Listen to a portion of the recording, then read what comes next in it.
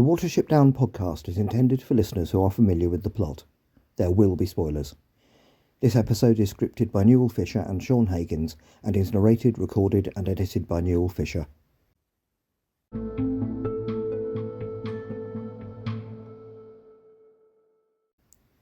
Hello, and welcome to the Watership Down Podcast, episode 214, in which we'll be going through chapter 5 of the graphic novel, The Story of the Blessing of El-ahrairah. First though, as you may have noticed, the episodes are now shorter than they have been for a while.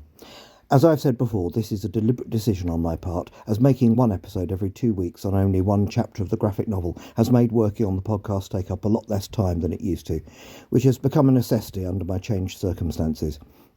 But I need to make it clear that I still value contributions from listeners that can be included before we get to the chapter in question in each episode. And those contributions do not have to relate to the chapter we're looking at in any way. If you like, you can just tell us how you first encountered Watership Down and why you think you were drawn to it so much. Please don't be shy, because contributing to an episode also earns automatic Owsler membership, especially as it helps me make the episodes more interesting without having to write it all myself. Bone idle? Moi? As a good example of the kind of comment I love, here's a YouTube example from long-standing Owsler member Sean Hagins on last week's episode. Quote, "You know how much I love the Australian broadcast, so you were probably expecting this, but I like the way the skirmish went in that better with all of the rabbits involved. It would seem to make more sense, and also it was Pipkin who was injured. I like that better than him catching a thorn later. It would make sense for he or Fiver, as the weakest members, to catch it more than anyone else." End quote. As you may know, Sean's absolute passion is the 1984 radio play, which he introduced me to, and this kind of comment is a wonderful example of someone feeling able to say that they prefer an aspect of one of the portrayals of Watership Down over the original, because, believe it or not, that is actually allowed. Keep the comments coming, Sean, and that goes for everyone else. The YouTube channel was seriously one of the best moves I ever made with this podcast, as the richness of comments that has resulted has been a real treat for me after every episode. Even if you only listen to the podcast via the RSS feed, please consider leaving your comments there, because outside the Honeycomb group on Facebook, that is easily one of the places where our virtual Warren seems to show up the most. And I really do love all your feedback. Anyway, let's get back to the story, where the feedback Captain Holly has received has necessitated a rapid departure from Sandalford.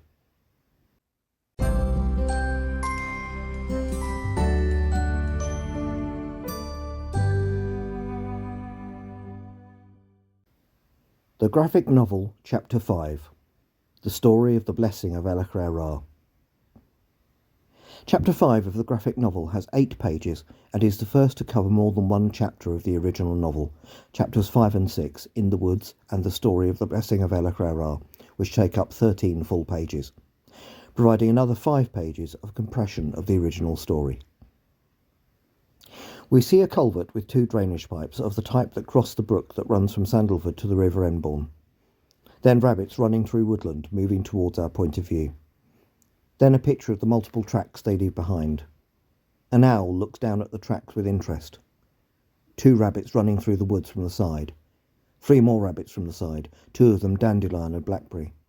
The owl is flying now. An owl's eye view of the brook, a fallen log over its width. Rabbits running under an arch formed by a tree, and Pipkin cries out to Hazel to wait. Hazel looks back.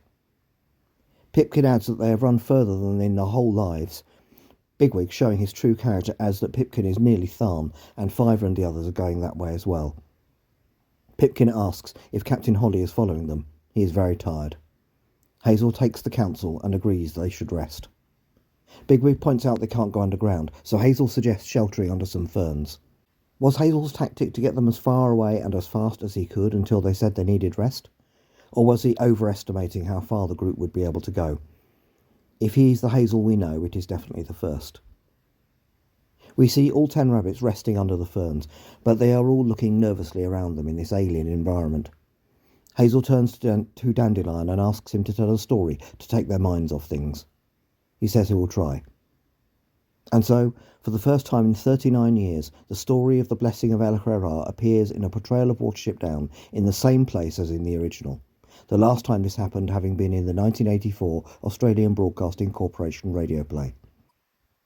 When I first saw how Joe Sutphin had visually interpreted this opening tale of El-ahrairah, It took me by surprise in a way that took me back to when, at the age of 11, I first saw the 1978 film. I've spoken before in episode 59 of my very clear recollection of seeing the opening of this film and being initially disappointed as the style seemed childish.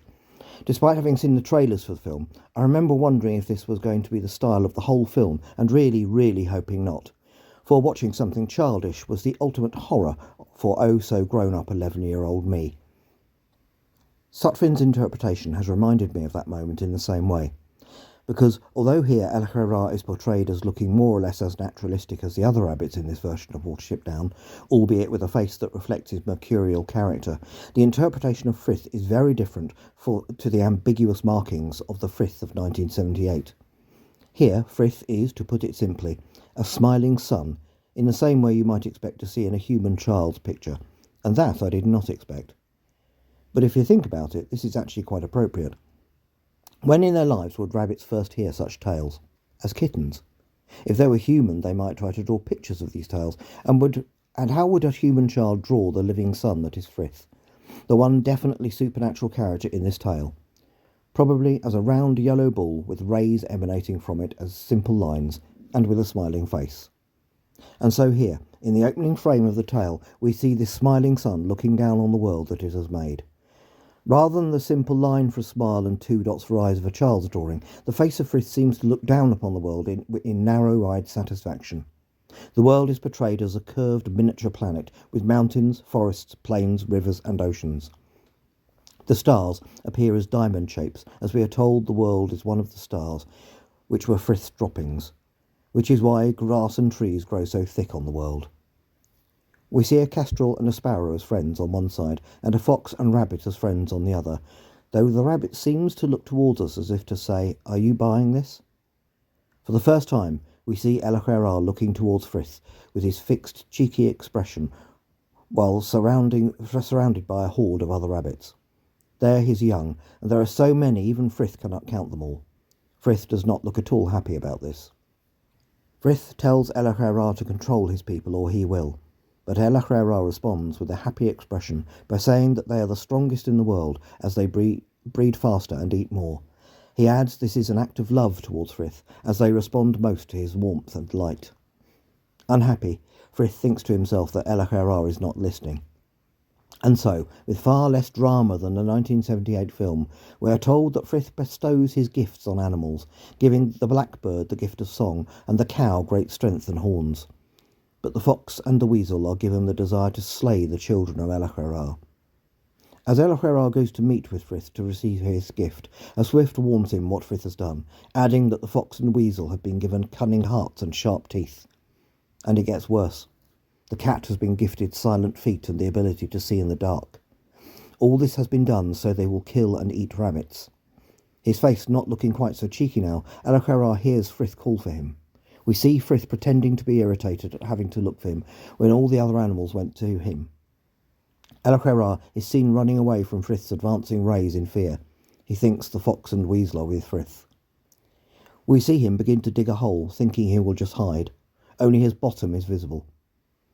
In a page of 9 equally sized small pictures, Frith appears and asks El-ahrairah's bottom if he has seen El-ahrairah, as he has a gift to him. He replies that he has not. Frith tells him to come out of the hole so he can bless him instead, but the reply is that he is busy. The fox and weasel are coming.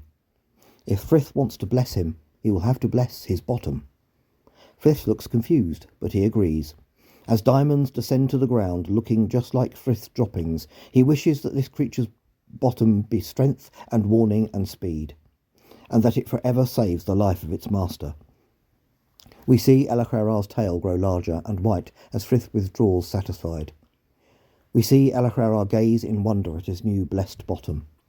The last page of this chapter is a composite image. At the top, Frith sets in the western sky, as we are told that El-ahrairah was now the fastest creature in the world. As he sets, Frith recites his promise to El-ahrairah verbatim from the novel, as the rabbits of this world look on. In the bottom half of the picture, we see Dandelion among the ferns with his rapt companions as he finishes the tale by repeating that the children of El-ahrairah, for such they all are, can never be destroyed.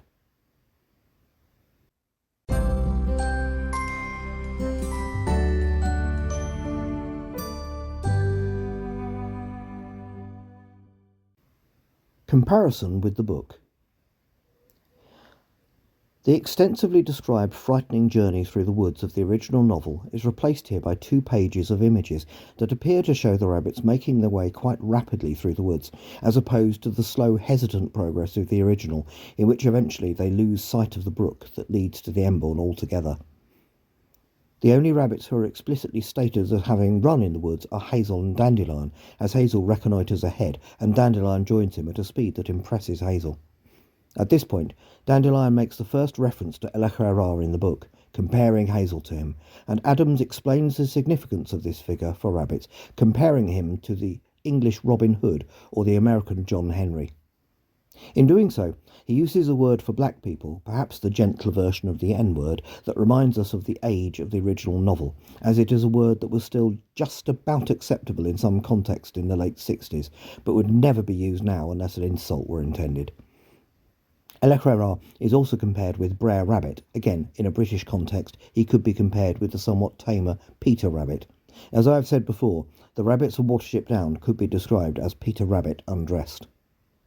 But in the graphic novel, our introduction to El-ahrairah comes only when Dandelion tells the only complete example of his tales to be told in this version. In the novel, it is Bigwig who tells Hazel they must rest because of the state Fiver and Pipkin are in, which results in the tale being told. And Adams explains why hours of making their way slowly through this alien environment would be so exhausting for rabbits.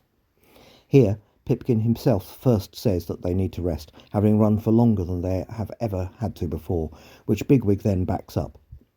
Pipkin also asks if Captain Holly is following them, whereas the possibility of such a pursuit is not even mentioned in the original once they are in the woods. And so they shelter under the ferns, and we are treated to a visual retelling of the tale of the blessing of El-ahrairah that, as I said before, is far more like a story that you would tell to a child than the first example from the 1978 film. We do not see any rabbits being killed by a Lil, the granting of whose terrible gifts is almost skirted over. This deliberate choice by the team who developed the graphic novel makes the violence that rabbits can experience even more shocking later on when it does arrive, and it was an interesting decision. For it is difficult to associate the smiling sun Frith we encounter here with the cruelty that rabbits can experience, bearing in mind that in rabbit mythology it was a deliberate decision of Frith that they should do so. However, this is mitigated here to an extent by the beautiful final frame of the setting Frith as he makes his promise to rabbits, and we are returned to the real world and a group of rabbits sheltering under ferns.